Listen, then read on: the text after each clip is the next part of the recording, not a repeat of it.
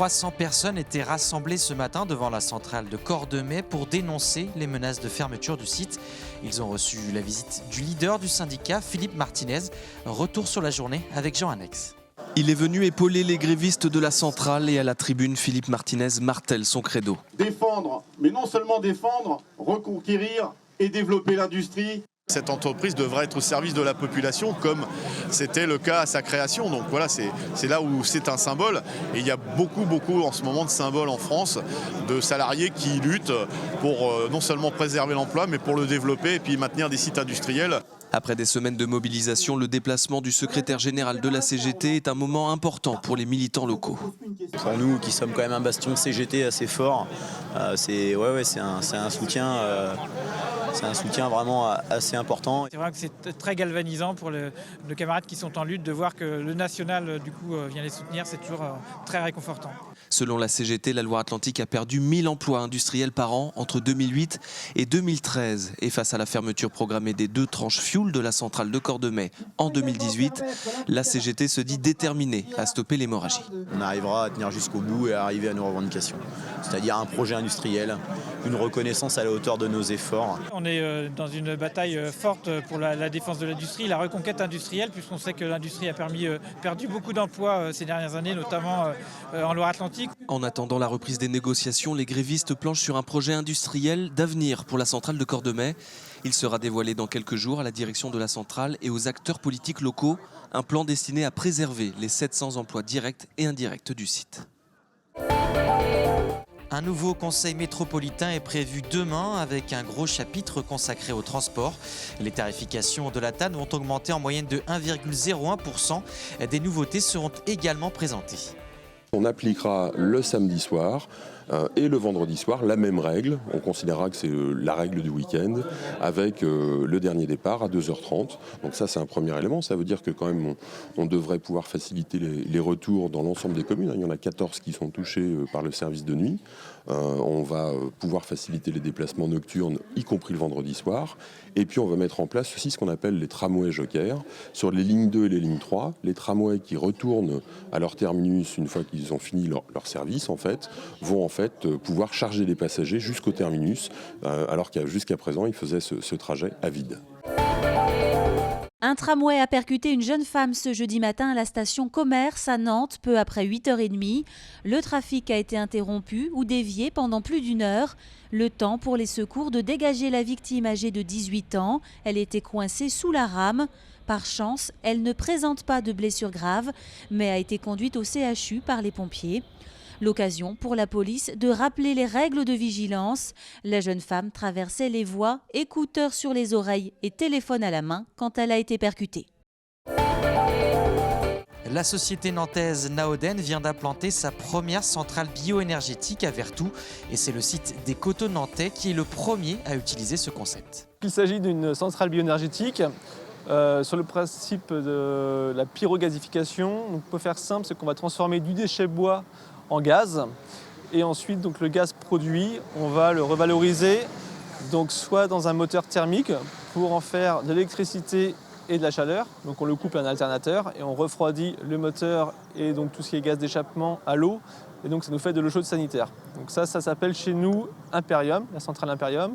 Et on a une deuxième centrale qui s'appelle Nobilis, qui elle revalorise le gaz uniquement dans un brûleur. Donc là on va faire plutôt chauffer de l'air au travers de la flamme. Et donc là on est plutôt sur de l'air pour du process.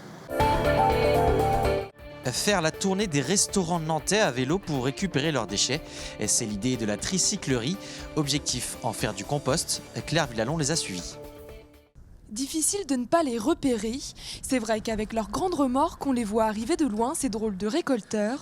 2 fois par semaine, Elsa, Antoine, Pierre et Céline font le tour d'une quinzaine de restaurants nantais en vélo pour récupérer leurs déchets organiques. C'est pour permettre surtout de réduire les déchets sur Nantes, qui ne seront pas incinérés à la fin de l'année. Et le principe de la tricyclerie, c'est faire la tournée à vélo et récolter les déchets bioorganiques. Le projet est vraiment parti du principe qu'on se disait qu'il y avait, chez les particuliers, il y a à peu près un tiers des déchets qui sont jetés et du coup incinérés derrière par notre métropole, qui pourraient être compostables en fait. Et chez les restaurateurs, on monte jusqu'à 50%. Les restaurateurs ont seulement à entreposer leurs déchets dans des seaux mis à disposition par la tricyclerie. Une démarche écologique qui a déjà séduit plusieurs restaurants de l'île de Nantes. Alors ce qui me plaît dans ce concept, c'est de recycler les déchets, de ne pas les jeter bêtement dans le tout venant. En ville, on n'a pas de compost perso pour la plupart. Et ça allège beaucoup les poubelles, c'est beaucoup moins de choses à incinérer. Mais on passe nous entre 17 et 20 kilos en déchets organiques semaine.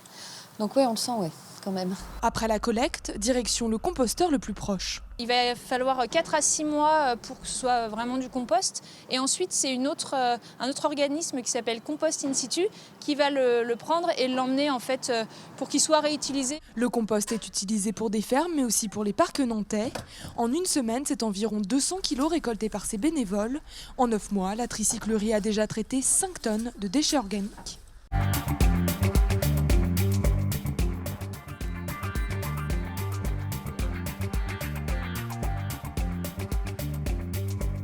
Au début, c'était une histoire de maman qui apprend par Facebook. Moi, je suis Facebook. Je me suis mise dans des groupes de soutien. On a été plusieurs personnes à faire ça. Et lorsqu'il y avait des appels, il y a eu des appels d'urgence en disant qu'il y avait des gosses dehors. Chacun a répondu, moi, bien sûr, on ne va pas laisser des gamins de 15-16 ans dehors. J'ai de la place, bien sûr. Sylvie, une amie avec qui, au début, on avait réfléchi. Eh bien, elle a créé un tableau Doodle en fait avec des dates de calendrier. On a proposé aux personnes qui souhaitent héberger, qui veulent s'investir, même une nuit, 2 nuits. Enfin, une nuit, c'est juste salvateur pour ces enfants qui viennent de traverser la France, qui sont dans un état de fatigue phénoménal.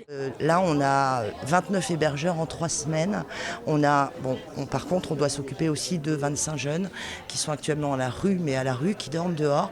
Donc, on est encore en manque d'hébergeurs. Il nous faut encore du monde pour justement permettre un roulement, pour que les familles s'y retrouvent toutes.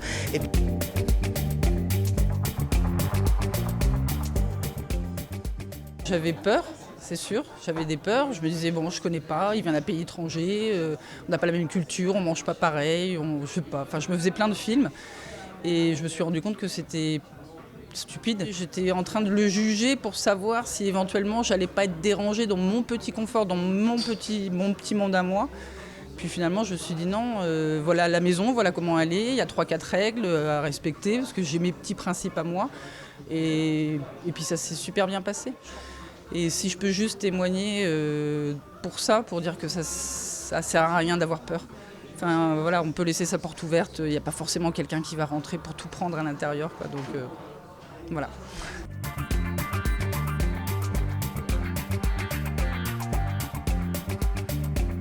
C'est assez particulier parce qu'effectivement l'impression qu'on a c'est que les jeunes sont pris en charge par l'État, mais en réalité pour savoir s'ils peuvent être pris en charge, il y a une période où ils rencontrent des associations qui sont mandatées par le conseil départemental et ces associations avec en général des éducateurs ont pour but d'estimer la véracité de la minorité de ces jeunes. Quand ils sont déboutés, ces jeunes-là n'ont plus accès à aucun dispositif d'accueil. Et donc ils ne sont ni mineurs ni majeurs. Et comme ils ne sont ni mineurs ni majeurs, ils ne peuvent pas aller dans les foyers pour adultes non plus, ils ne peuvent pas travailler, ils n'ont accès à rien et donc ils ne sont pas logés. Ils n'ont pas d'activité, ils n'ont pas le droit d'aller à l'école et en fait c'est ça qui fait que nous on intervient.